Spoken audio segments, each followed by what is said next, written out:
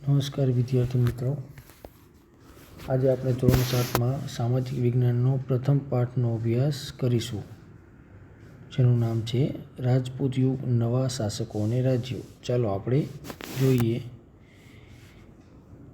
રાજપૂત યુગ. તો સૌપ્રથમ મિત્રો, અહીં આપણે જોઈ શકો છો કે પાઠનું નામ છે રાજપૂત યુગ. તો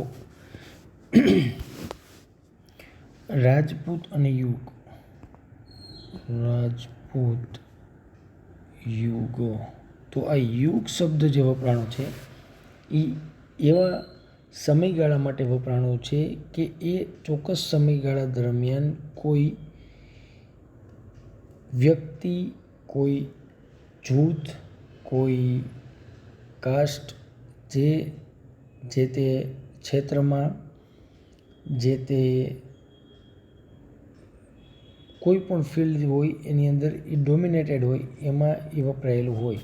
તો અહીં જે આપણે ચર્ચા કરવાના છીએ, જે એ સમયની રાજકીય સ્થિતિમાં ઉત્તર ભારત તેમજ દક્ષિણ ભારતના અમુક ભાગમાં રાજપૂત, કે જે ક્ષત્રિય પણ કહેવાય છે, તો ક્ષત્રિયો એ ડોમિનેટેડ એટલે કે એ પ્રભાવશાળી રહ્યા હતા મોટા ભાગમાં, એટલા માટે તે રાજપૂત યુગ કહેવામાં આવે છે.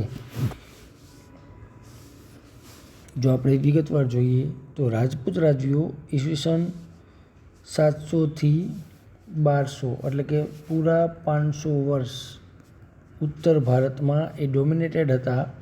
દરમિયાન મોટા ભાગમાં ઉત્તર ભારત અને દક્ષિણ ભારત પર વર્ચસ્વ જમાવી રાજપૂત યુગની સ્થાપના કરી. તેમણે ભારતીય હિન્દુ સંસ્કૃતિને પ્રજ્વલિત રાખી. મિત્રો, અહીં ખાસ ધ્યાન આપજો. આ એક જે છે, એક મિનિટ તમને ઝૂમ ઇન કરી દઉં છું. તેને અહીંયા લખેલું છે કે તેમણે ભારતીય હિન્દુ સંસ્કૃતિને પ્રજ્વલિત રાખી. આનો મિનિંગ શું? તો મિત્રો, તમે જોઈ શકશો કે અહીં ઈસવીસન 700 થી 1200 વચ્ચેનો જે 500 વર્ષનો સમયગાળો છે, એ સમયગાળા દરમિયાન તમે જુઓ તો મોહમ્મદ બિન કાસિમથી લઈ અને મોહમ્મદ ઘોરી સુધીના જે આપણા ઉપર, જેને ધાર્મિક આક્રમણો પણ તમે કહી શકો, એ ટાઈપના જે આક્રમણો થયા અને જેને હિન્દુ ધર્મ અને ઇન્ડિયન સિવિલાઇઝેશન એઝ અ સિવિલાઇઝેશનનો નાશ કરવાનો જેને પ્રયત્ન કર્યો હતો, એ સાંસ્કૃતિક જે પતન હતું એમાંથી આ રાજપૂત યુગના જે શાસકો હતા એને ઈસવીસન 700 થી 1200 સુધી એ 500 વર્ષના સમયગાળા દરમિયાન ભારતની જે સનાતન સંસ્કૃતિ, જે હિન્દુ સંસ્કૃતિ છે, એને બહારના આક્રાંતાઓ કે આક્રમણકારોથી એને બચાવી રાખી. તો એટલા માટે આ એક જે હાઇલાઇટ કરવું પોઈન્ટ એક જરૂરી હતો, એટલા માટે થોડું ડિટેલમાં ગઈએ આપણે. આ તમામ નાના મોટા છતાં નોંધપાત્ર એવા રાજપૂત રાજ્યો કયા અને કેટલા કેટલા છે, આપણે જરીક ધ્યાનથી વિસ્તારથી જોઈએ. તો એમાં સૌપ્રથમ આવે છે હર્ષવર્ધન. તો મિત્રો, પહેલાં હું થોડું તમને વાંચી પછી આપણે થોડા ડિટેલમાં જઈએ. તો 7મી સદી જ્યારે આપણે મિત્રો ચર્ચા કરી, તો 7મી સદી જનરલી હોય છે 601 થી 699. આને 7મી સદી કહેવાય, બરાબર. 7મી સદીમાં સમ્રાટ હર્ષવર્ધનના અવસાન બાદ ઉત્તર ભારતમાં તેમના વિશાળ સામ્રાજ્યનું નાના નાના સ્વતંત્ર રાજ્યોમાં વિભાજન થયું. તો આને થોડું આપણે એક જનરલાઇઝ ફોર્મમાં જોઈએ મિત્રો, તો કોઈ પણ મોટો સમ્રાટ હોય, જેમ કે મૌર્ય સામ્રાજ્ય છે, ગુપ્ત સામ્રાજ્ય છે, લાસ્ટમાં જે હર્ષવર્ધનનું સામ્રાજ્ય છે, કોઈ પણ મોટું સામ્રાજ્યમાં એના મહાન સમ્રાટ હોય, એ જ્યારે મૃત્યુ પામે છે, અવસાન પામે છે, ત્યારબાદ જનરલી કેવું હોય કે એ વખતમાં એની રાજ્ય વ્યવસ્થામાં અલગ અલગ એના રાજ્યોમાં વહેંચાયેલું હોય, એના પ્રાંતમાં વહેંચાયેલું, એના સામંતો હોય, એના ગવર્નર્સ હોય, એમ અલગ અલગ એ ટાઈપની રાજ્ય વ્યવસ્થા હોય. જો આપણે જોઈએ તો કોઈ પણ મોટું સામ્રાજ્ય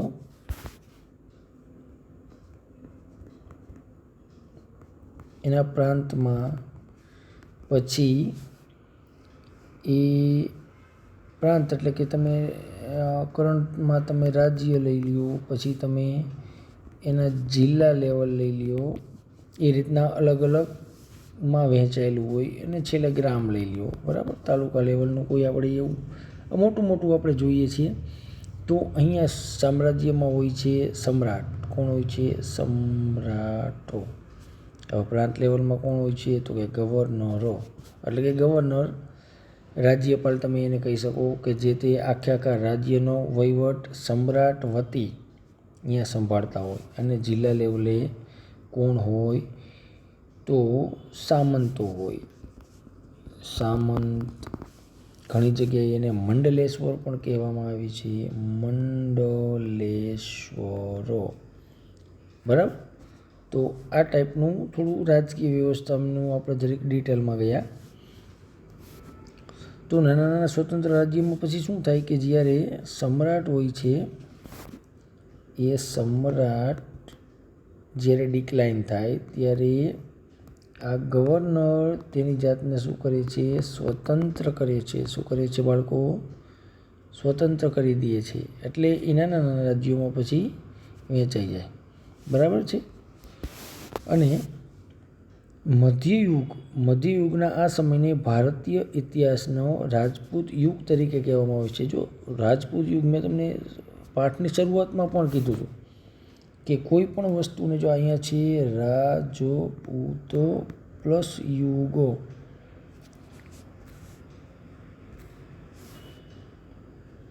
યુગો, માફ કરજો, ફરીથી લખું છું, રાજપૂત યુગ. તો યુગનો મતલબ શું છે? તો કે એવો સમયગાળો કે એમાં કોઈ જૂથ છે, કોઈ વ્યક્તિ છે, કોઈ રાજા છે, એ વધારે પ્રભાવશાળી રહ્યા હોય. અહીં આપણે જાતિ વિશેષની વાત કરી છે, ક્ષત્રિયો. તો 500થી ઈસવીસન 700થી 1200 સુધીનો જે 500 વર્ષનો સમયગાળો છે, એ સમયગાળા દરમિયાન રાજપૂત જે જાતિ, જે રાજવી જાતિ, એ ઉત્તર ભારત અને દક્ષિણ ભારત આ બંને ઉપર એનું મોટાભાગના વિસ્તાર ઉપર શાસન રહ્યું, સમાજમાં એનો પ્રભાવ રહ્યો. એટલા માટે આ આખા સમયગાળાને તમે રાજપૂત યુગ તરીકે જોવામાં આવે છે. જેમ કે આઝાદીની જ્યારે ચળવળ ચાલતી હતી, બરાબર, તો એમાં સૌથી વધારે જો કોઈ પ્રભાવશાળી વ્યક્તિ હોય તો ગાંધીજી. તો એ યુગને તમે કેવી રીતના ગણશો? તો કે એ યુગને તમે ગાંધી યુગ કહેવામાં આવે. કેમ ગાંધી? તો કે ગાંધીજીનો પ્રભાવ હતો અને એ ચોક્કસ સમયગાળા માટે હતો, એટલા માટે એને ગાંધી યુગ કહેવામાં આવે છે. તો આ રીતના આ નામકરણ થયું હોય એવું મારું માનવું છે. ચાલો આગળ જોઈએ. રાજપૂત શબ્દનો અર્થ શું છે? તો રાજપૂત શબ્દનો અર્થ અહીંયા આપણે આપેલો જ છે કે રાજપુત્ર, જે રોયલ ફેમિલીમાંથી બિલોંગ કરતો હોય, બરાબર છે. હવે 14મી સદીના ભાટો રાજપૂતોને 36 કુળના સમૂહ તરીકે વર્ણવે છે. કે જો ભાટચારાના આપણા એક જે જાતિઓ છે, જે મોટાભાગે આપણા કુટુંબના વડલા પણ રાખતા હોય છે, એ રીતના હોય છે, બરાબર. તો આગળ જોઈએ તો રાજપૂતો બહાદુર અને એટલે ટેકીલા હતા. જો અહીં એક વસ્તુ હું તમને ખાસ કહેવા માંગીશ કે એ સમયમાં મોટા ભાગે એક બાજુ હતા રાજપૂત અને એક બાજુ હતા તુર્ક અથવા તો અફઘાન. તો આ લોકો હાર્યા અને આ લોકો જીતા. એમાં સૌથી જો કોઈ અગત્યની બાબત હોય તો ખોટા સમયે જે સિદ્ધાંતોનું જે પાલન કર્યું, એ સૌથી મોટામાં મોટો ફેક્ટર હતો રાજપૂતોનો. કે ગમે તેવું થાય પણ ટેક ન મૂકવી તો ન મૂકવી, એ વસ્તુ બેકફાયર થઈ. એક પ્રકારનું જો આપણે વાત કરીએ તો એ બેકફાયર થઈ ગઈ. બેકફાયરને જો ગુજરાતીમાં હું તમને કહું તો એ વસ્તુ આપણે નડી, આપણી સાવ સાદી સમજણની ભાષામાં કહી, બરાબર. જો સમ્રાટ પૃથ્વીરાજ ચૌહાણનું તમે લઈ લ્યો, બરાબર. તો તરાઈનું જે પ્રથમ યુદ્ધ હતું એમાં ભાઈ જીતેલા હતા, છતાં એને ઘોરીને ન માર્યો, પરંતુ જ્યારે સેકન્ડ યુદ્ધ હતું, ઘોરી જીતો ત્યારે એને મારી નાખ્યો. બરાબર. તો આ પ્રકારની જે આદર્શવાદી નીતિ હતી, નો ડાઉટ પૃથ્વીરાજ ચૌહાણ એ એક મહાન યોદ્ધા હતા, એની સામે કોઈ ડાઉટ નથી. પરંતુ જો આ સ્ટ્રેટેજી કહેવાય ને, જો કૃષ્ણ કહે ને એમ કે મધ્યમ માર્ગ, એમ ખોટું આદર્શવાદી થઈને કોઈ ફાયદો નથી. બરાબર.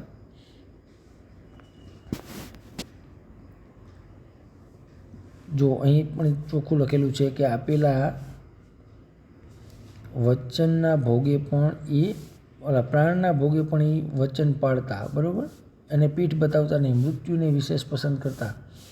તેઓ કેવા હતા તો કે ગૌ બ્રાહ્મણ પ્રતિપાલક. બરાબર. શરણે આવેલાનું કોઈ પણ ભોગે રક્ષણ કરવાનું, લડાઈમાં અધર્મ નહીં આચરવાનું. જે તુર્ક લોકો હતા એ બધુંય કરી લેતા. બરાબર. એટલા માટે એની એક જીતનું મોટો ફેક્ટર એ પણ છે. બરાબર. કે જે એથિક્સ એટલે કે જે આદર્શો રાજપૂતોએ જે રાખેલા છે એ તુર્કે ક્યાંય નથી દાખ્યા. અને ભારતીય ઉપખંડમાં જો કોઈ સત્તા એને મળી હોય તો નો ડાઉટ આપણે જાતિવાદ હતો કે એકતાનો અભાવ હતો, એ બધું સાચું, પણ એક ફેક્ટર એ પણ હતો કે જરૂર વગરની આદર્શવાદ આનેડો. બરાબર. આપણે અહીંયાથી એને કટ ઓફ કરી. બરાબર.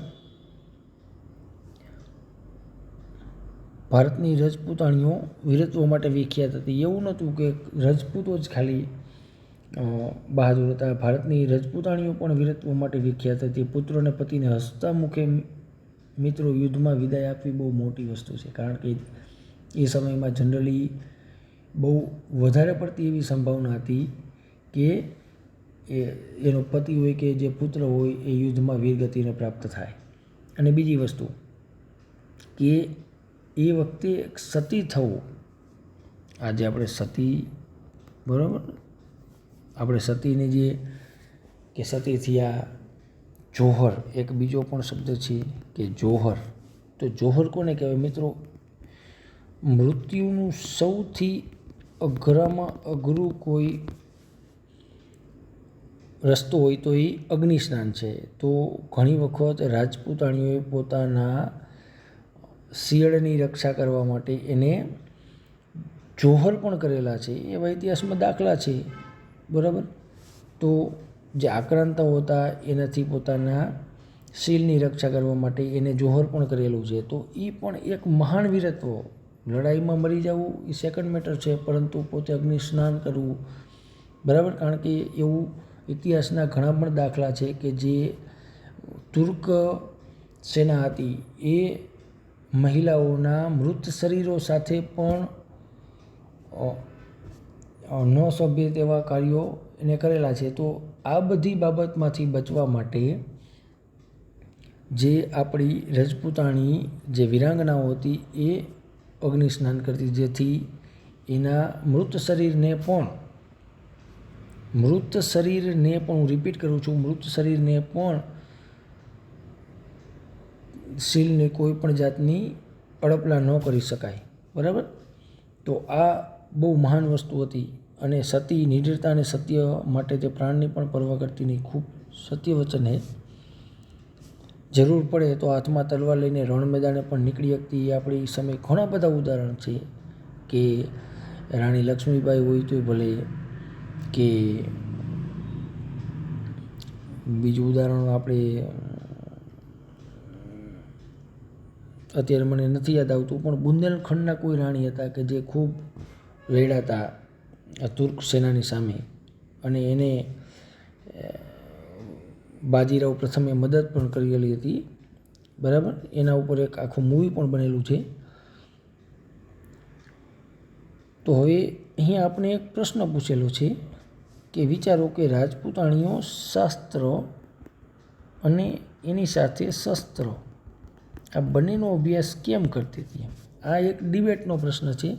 તો આજની મહિલાઓને કયા કયા ક્ષેત્રમાં અભ્યાસ કરવો જોઈએ? તો શાસ્ત્રમાં જોઈએ તો આજની મહિલાઓએ જોઈએ તો તમારે કરાટે એટલે કે સેલ્ફ ડિફેન્સનો ઉપયોગ કરવો જોઈએ અને શાસ્ત્ર માટે અલગ અલગ ડિગ્રીઝ કે જે તમને એમ્પ્લોયમેન્ટ બરાબર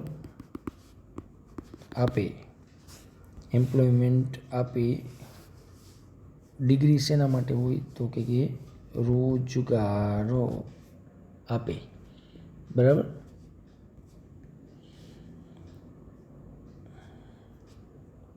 તો આપણે અહીંયા પૂર્ણ કરીએ છીએ આજનો વિડીયો. નમસ્તે.